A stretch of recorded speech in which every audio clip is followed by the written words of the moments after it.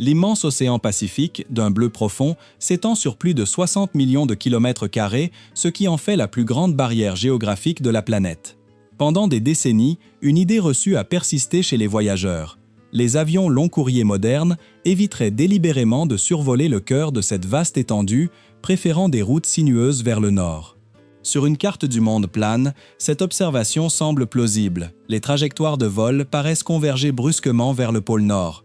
Cependant, cette explication ignore une vérité fondamentale sur la navigation sur une planète tridimensionnelle. Ce qui apparaît comme une manœuvre détournée est en réalité le chemin le plus direct, le plus efficace et le plus technologiquement avancé. Si les avions ne volent pas en ligne droite au-dessus du Pacifique sur une carte plane, c'est parce que la Terre n'est pas plate, elle est sphérique. À la surface de la Terre, le chemin le plus court entre deux points n'est pas une ligne droite, comme on le voit sur une projection de Mercator, mais un arc de cercle appelé le Grand Cercle. Si l'on tendait une corde à travers le globe entre Los Angeles et Tokyo, on constaterait qu'elle décrit une courbe prononcée aux latitudes nord. Ce trajet, appelé vol orthodromique, représente la distance absolue la plus courte entre deux points sur une surface sphérique. En suivant cette courbure, les pilotes économisent d'importantes quantités de carburant, réduisent le temps de vol et minimisent l'usure des moteurs d'avion.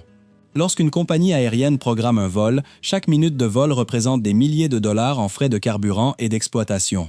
Choisir le vol orthodromique plutôt qu'une ligne droite apparente est une nécessité économique et technique calculée, qui tire parti de la forme physique de notre planète. Cependant, la physique du vol ne se limite pas à l'ingénierie. Pour comprendre pourquoi ces trajectoires sont suivies avec une telle précision, il est essentiel d'examiner le rôle de l'atmosphère elle-même.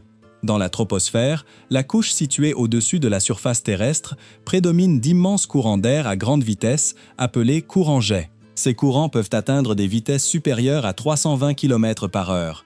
Lorsqu'un avion vole vers l'est, les pilotes s'efforcent d'exploiter les vents arrière générés par les courants-jets, permettant ainsi à l'appareil de planer en douceur et d'atteindre sa destination plus rapidement et avec moins d'efforts.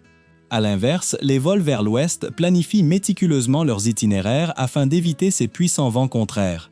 L'interaction entre la forme sphérique du grand cercle et la dynamique en constante évolution des régimes de vents mondiaux crée un problème complexe et évolutif que les contrôleurs aériens doivent résoudre avant l'embarquement de tout passager. Outre les mathématiques et la météorologie, la sécurité et la réglementation aérienne sont des facteurs cruciaux. Les avions long courrier modernes sont propulsés par deux puissants turbopropulseurs.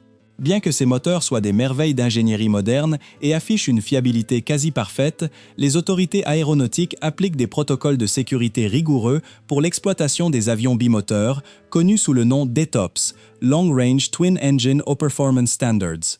Ces règles stipulent qu'un avion doit toujours se trouver dans un rayon temporel spécifié d'un aéroport de dégagement approprié en cas d'urgence, tel qu'une panne moteur ou une crise médicale soudaine à bord. L'immensité et la profondeur de l'océan Pacifique offrent très peu de sites d'atterrissage. En contournant la côte nord du Pacifique, en passant près de l'Alaska, des îles Aléoutiennes et de l'extrême-orient russe, la trajectoire de vol garantit qu'une piste d'atterrissage d'urgence potentielle est toujours accessible dans les délais impartis. Ce corridor nordique n'est pas qu'un simple itinéraire d'efficacité. C'est un filet de sécurité essentiel qui concilie la nécessité logistique de la distance et l'exigence absolue de sécurité des passagers. À mesure que l'avion survole ces routes septentrionales, la relation entre la trajectoire de vol et l'évolution de l'environnement devient de plus en plus critique. Les latitudes extrêmes offrent un environnement atmosphérique unique, souvent caractérisé par un air plus froid et plus dense. D'un point de vue aéronautique, c'est un avantage, car un air plus dense génère une portance accrue, permettant à l'avion de maintenir une altitude plus élevée avec une poussée moindre, optimisant ainsi la consommation de carburant.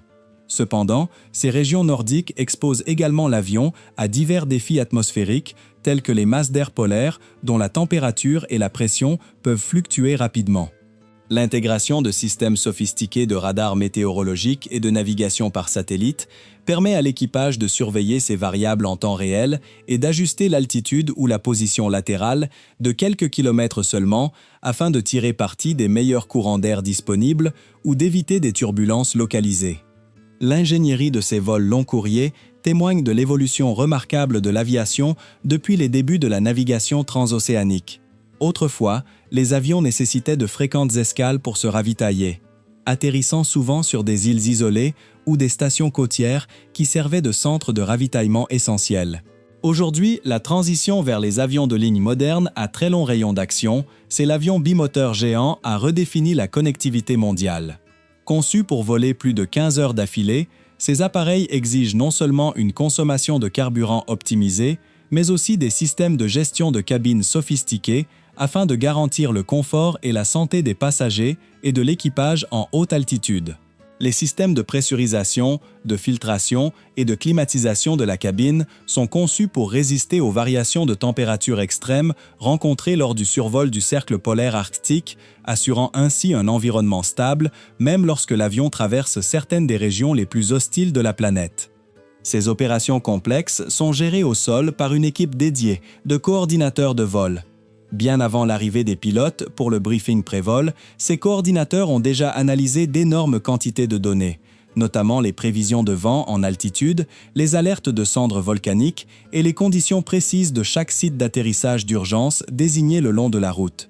Ils évoluent dans un environnement critique où la précision du plan de vol fait toute la différence entre un vol rentable et un vol énergivore.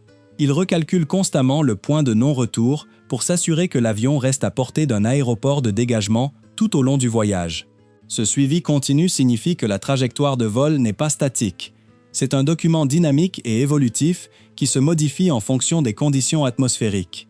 En fin de compte, la décision d'éviter de survoler directement le Pacifique central est un excellent exemple de gestion des risques et d'efficacité économique.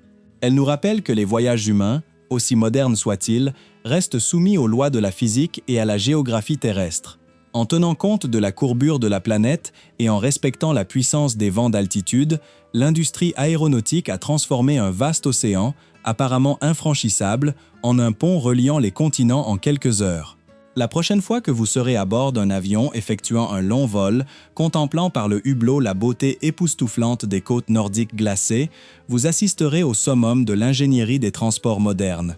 Une chorégraphie silencieuse et calculée entre l'homme, la machine et les mécanismes fondamentaux de la planète.